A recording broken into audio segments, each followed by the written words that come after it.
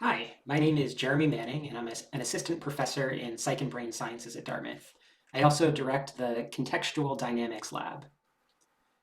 My lab studies the underpinnings of human thought. A lot of how we study and think about thoughts ends up being about the brain network dynamics that support learning and memory, communication, and other high level mental operations.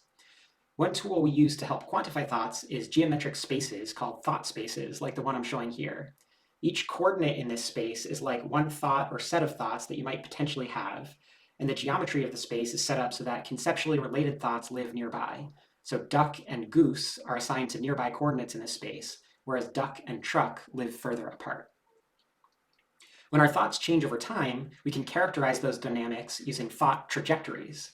The shapes of those trajectories help us test detailed theories about cognition using the tools of the field of geometry.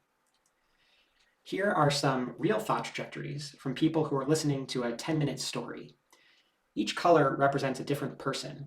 Just by looking at this animation, you can start to get a sense of what's happening in people's thoughts. For example, you can see that there are certain points in the story where everyone's thought trajectories kind of deflect at the same moment.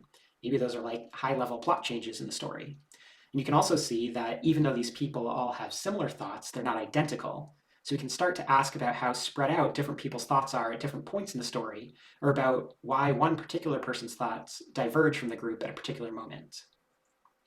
Here, the thought trajectory on the left shows how the conceptual content of a television episode unfolds over time. The thought trajectory on the right shows the thought trajectories derived from people as they were trying to remember what had happened in the episode. Even without a formal statistical test, you can see that the shapes look really visually similar, which means that there's some correspondence between the episode people watched and how people are thinking about the episode when they remember it later. We can also look for subtle distortions or disagreements between these shapes to help us understand when our memories are inaccurate or incomplete. These examples using thought spaces are part of a broader question space my lab is tackling, related to how different people transmit information to each other and how we verbally describe our past experiences to ourselves and others. Essentially, we're building models of individual people's thought spaces, and we're trying to use the geometric alignment between those spaces across people to describe how efficiently those people might be able to communicate with each other. We're looking at scenarios like teachers communicating with students or doctor-patient interactions and things like that. If you're interested in any of these ideas, I hope you'll check out my lab website where you'll find links to our papers, code, and data. We have an awesome group, and I'm looking forward to introducing you to the team.